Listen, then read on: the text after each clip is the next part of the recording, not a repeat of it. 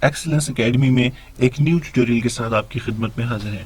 آج ہم کٹ پیسٹ اور کاپی پیسٹ کا ڈفرنس دیکھنے کی کوشش کریں گے۔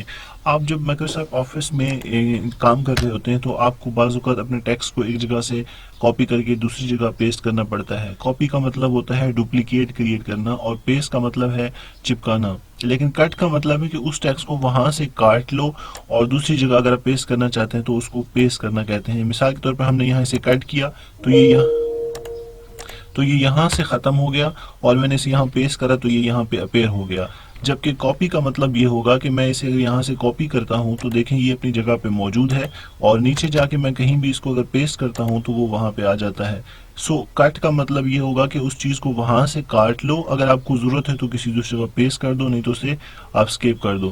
لیکن کاپی کا مطلب یہ ہوگا کہ اوریجنل کنٹینٹ بھی موجود رہے گا اور اس کی ڈپلیکیٹ بھی کریٹ ہو جائے گی۔ اگر آپ اس کو کہیں پیسٹ کرنا چاہتے ہیں تو آپ جا کے پیسٹ کر دیں۔